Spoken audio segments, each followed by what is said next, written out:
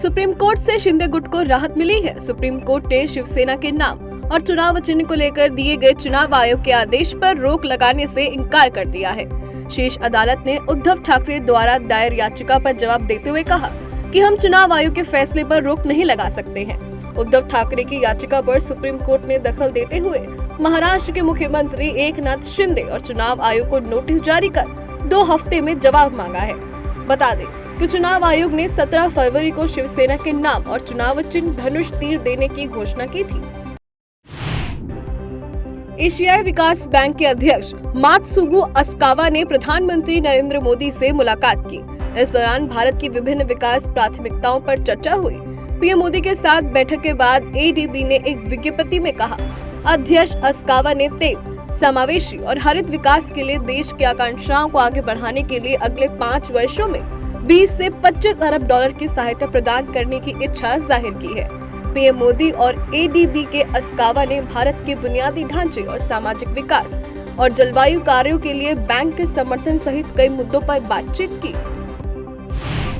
प्रधानमंत्री नरेंद्र मोदी की अध्यक्षता में केंद्रीय मंत्रिमंडल ने भारत और गुयाना के बीच हवाई सेवा पर हस्ताक्षर को मंजूरी दे दी है। नागरिक उड्डयन मंत्रालय ने इस बात की जानकारी दी। डिप्लोमेसी नोट्स के आदान प्रदान के बाद हवाई सेवा समझौता लागू होगा, जिसमें पुष्टि की जाएगी कि दोनों पक्षों ने समझौते के लागू होने के लिए आवश्यक आंतरिक प्रक्रिया पूरी कर ली है। बता दें कि एयर सर्विसेज एग्रीमेंट 2 देशों के बीच हवाई संचालन के लिए कानूनी ढांचा प्रदान करता है, जो राष्ट्रों की संप्रभुता, वाहकों की राष्ट्रीयता और प्रत्येक पक्ष की नामित एयरलाइनों के लिए कमर्शियल अपॉर्चुनिटी पर आधारित है। वर्तमान में भारत सरकार और गुयाना के बीच कोई हवाई सेवा समझौता नहीं था।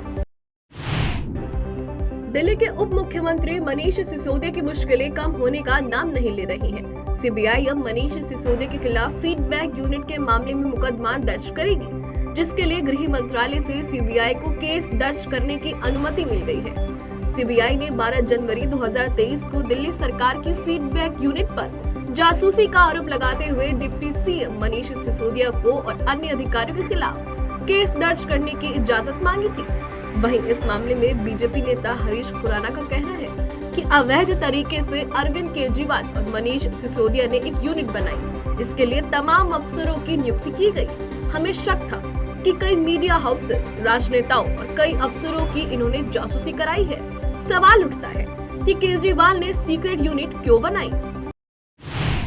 केंद्रीय मंत्री अनुराग ठाकुर ने बेंगलुरु में दूसरी G20 फाइनेंस और सेंट्रल बैंक डिप्यूटी बैठक में हिस्सा लिया। इस दौरान उन्होंने कहा कि भारत G20 वसुधैव कुटुंबकम की थीम एक पृथ्वी, एक परिवार, एक भविष्य पर अध्यक्षता करते हुए सभी जीवन, मानव, पशु, पौधे के मूल्य को बेहतर बनाती है। यह विषय वैश्विक चुनौतियों से निपटने के लिए सहयोगात्मक प्रयासों पर भारत के महत्व को दर्शाता है। अनुराग ठाकुर ने प्रधानमंत्री नरेंद्र मोदी के संदेश को दोहराते हुए कहा कि आज का युग युद्ध का नहीं है, कूटनीति और संवाद से ही आगे बढ़ने का रास्ता है। यह यूक्रेन युद्ध पर भारत की स्थिति को स्पष्ट करता है। रक्षा मंत्री राजनाथ सिंह ने अपने ब्रिटिश समकक्ष बेन वालेस से फोन पर बातचीत की। इस दौरान द्विपक्षीय रक्षा औद्योगिक सहयोग, विशेष रूप से भारत में सैन्य हार्डवेयर का सहविकास और सह उत्पादन बढ़ाने के तरीकों पर चर्चा हुई। औद्योगिक सहयोग बढ़ाने का उल्लेख करते हुए राजनाथ सिंह ने ट्वीट कर कहा कि साझेदारी के संभावित क्षेत्रों की पहचान की गई है, जिन पर जल्द ही काम शुरू किया जाएगा। उन्होंने ट्वीट में कहा, ब्रिटेन के रक्षा मंत्री बेन वालेस के साथ बातचीत करके खुशी हुई। बातचीत सौहार्दपूर्ण, सकारात्मक और द्विपक्षीय रक्षा संबंधों के भविष्य के विकास पर केंद्रित थी। उन्होंने कहा कि हमने मौजूदा रक्षा सहयोग की समीक्षा की और द्विपक्षीय सैन्य संबंधों पर संतोष व्यक्त किया। हमारी बातचीत में क्षेत्र विकास और हिंद प्रशांत क्षेत्र समेत रक्षा और सुरक्षा मुद्दों पर व्यापक चर्चा की गई। राजस्थान में नेता प्रतिपक्ष रह चुके पूर्व मंत्री गुलाब चंद कटारिया ने असम के 31वें राज्यपाल के रूप में शपथ ली है। इसमें असम के मुख्यमंत्री हेमंत बिस्वा भी शामिल रहे, जिन्होंने शपथ से पहले महामहिम गुलाब चंद कटारिया का स्वागत किया। गुवाहाटी के राजभवन में कटारिया को मुख्य न्यायाधीश एन कोटेश्वरन सिंह ने पद एवं गोपनीयता की शपथ दिलाई। बता दें कि वे राजस्थान से असम के 3रे राज्यपाल हैं। इनसे पहले हरिदेव जोशी और शिवचरण माथुर भी असम के राज्यपाल रह चुके हैं। वहीं 8 बार विधायक रह चुके कटारिया बीजेपी में बड़े कद वाले नेता माने जाते हैं। राष्ट्रीय राजधानी दिल्ली स्थित तुर्की दूतावास ने संकट के समय उसका साथ देने के लिए भारत का विशेष तरीके से धन्यवाद जताया है। तुर्की दूतावास ने दिल्ली में अंतर धार्मिक प्रार्थना आयोजित की और भूकंप में मरने वालों को श्रद्धांजलि दी। भारत में तुर्की के राजदूत फिरत सोनेल ने कहा कि भारतीयों की ओर से की गई मदद ने उन्हें भीतर तक छुआ है। उन्होंने कहा कि मैं इस बात से बहुत प्रभावित हूँ। हमने आज एक धार्मिक प्रार्थना का आयोजन किया जिसमें भारत के सभी प्रमुख धर्मों के प्रतिनिधि शामिल हुए। यह एक बहुत बड़ा नैतिक समर्थन है। तुर्की दूतावास ने दान, पत्रों और दुआओं के माध्यम से उसके साथ एकजुटता से खड़े रहे भारतीयों का आभार व्यक्त करने के लिए ट्वीट भी किया।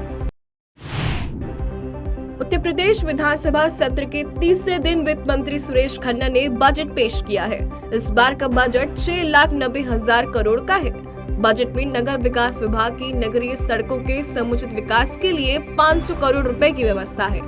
2023-24 के बजट में स्वामी विवेकानंद युवा सशक्तिकरण योजना के पात्र छात्र छात्राओं को टैबलेट और स्मार्टफोन देने के लिए 3,600 करोड़ रुपए का प्रावधान किया गया है।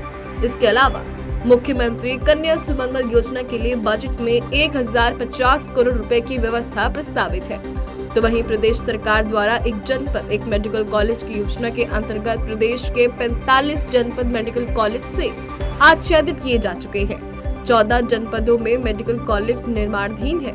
इसके साथ ही आगरा मेट्रो रेल परियोजना के लिए 465 करोड़ रुपए की बजट व्यवस्था का प्रस्ताव है। साथ ही यूपी में 16 घरेलू एयरपोर्ट्स और 5 इंटरनेशनल एयरपोर्ट्स बनने का भी प्राविधान है। राष्ट्रीय राजधानी दिल्ली में 3 असफल प्रयास के बाद आखिरकार मेयर का चुनाव संपन्न हो गया। दिल्ली मेयर के चुनाव में आम आदमी पार्टी की प्रत्याशी शैली ओबरॉय ने जीत दर्ज की है।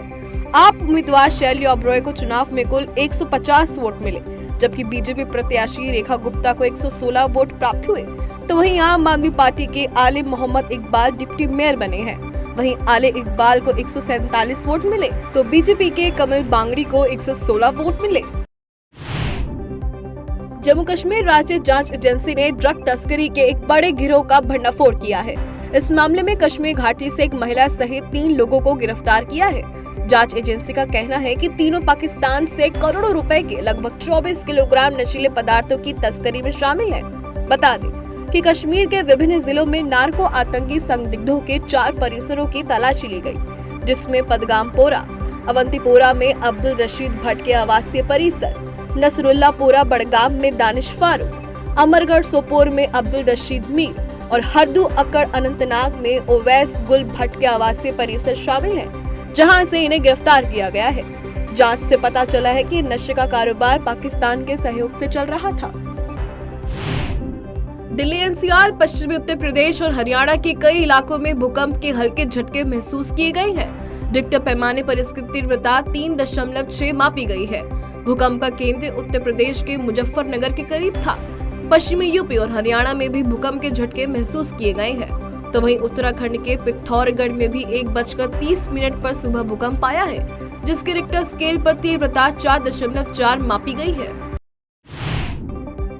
बाढ़ और सूखे के बाद भी चालू वर्ष 2022 से 23 में धान की बम्पर उपज हुई है। खाद्य मंत्रालय के अनुसार चालू वर्ष 2022 से 23 के खरीफ विपणन सत्र में 20 फरवरी तक 702 लाख टन से अधिक की खरीद हो चुकी है, जो अपने आप में एक रिकॉर्ड है। जबकि अभी भी धान की खरीद सुचारू रूप से चल रही है। खास बात यह है कि इस सीजन के लिए केंद्र सरकार ने 765.43 लाख टन धान की खरीद का लक्ष्य रखा है। वहीं पिछले वर्ष खरीफ विपणन सत्र में रिकॉर्ड 749 लाख टन धान की खरीदी की गई थी। बता दें कि धान खरीदी के एवज में 96 लाख से अधिक किसानों के खातों में राशि ट्रांसफर कर दी गई है। अभी तक कुल 1,45,845 करोड़ रुपए का न्यूनतम समर्थन मूल्य यानी MSP सीधे किसानों के बैंक खातों में स्थानांतरित किया गया है। महिला T20 वर्ल्ड कप में भारतीय टीम का सामना ऑस्ट्रेलिया से होगा। दोनों टीमें सेमीफाइनल मुकाबले में टकराएंगी। भारत और ऑस्ट्रेलिया की टीमों के बीच यह मुकाबला केप टाउन के न्यूलैंड स्टेडियम में खेला जाएगा। 23 फरवरी को भारतीय समय अनुसार शाम 6:30 बजे दोनों टीमें आमने सामने होंगी। बता दें कि ऑस्ट्रेलिया की टीम जहां ग्रुप ए के अपने सभी 4 मैच जीतकर सेमीफाइनल में पहुंची है, वहीं भारतीय टीम ने अपने ग्रुप 2 के 4 में से 3 मुकाबले जीतकर यहां तक का सफर तय किया है। भारतीय टीम ने पाकिस्तान, वेस्ट इंडीज और आयरलैंड को हराया है, जबकि उसे इंग्लैंड के खिलाफ हार का सामना करना पड़ा था। भारतीय अंतरिक्ष अनुसंधान संगठन यानी इसरो गगनयान कार्यक्रम के तहत इस वर्ष के अंत में 2 शुरुआती मिशन लॉन्च करेगा, जिसके बाद 2024 में भारत के पहले मानव अंतरिक्ष उड़ान मिशन को अंजाम दिया जाएगा। यह जानकारी केंद्रीय मंत्री जितेंद्र सिंह ने दी है। जितेंद्र सिंह ने कहा कि इस वर्ष की दूसरी छमाही में गगनयान कार्यक्रम के तहत 2 शुरुआती मिशन भेजे जाएंगे। पहला मिशन पूरी तरह से मानव रहित होगा और दूसरे में व्योम मित्र नाम की फीमेल रोबोट भेजी जाएगी। केंद्रीय मंत्री ने बताया कि दोनों मिशनों का उद्देश्य यह तय करना है कि गगनयान रॉकेट उसी रूट से सुरक्षित वापस लौट आए जहां से वह उड़ान भरेगा। साथ ही कहा कि गगनयान मिशन आत्मनिर्भर भारत का सबसे अच्छा उदाहरण होगा। भारत की अंतरिक्ष यात्रा के इतिहास में यह मील का पत्थर साबित होगा।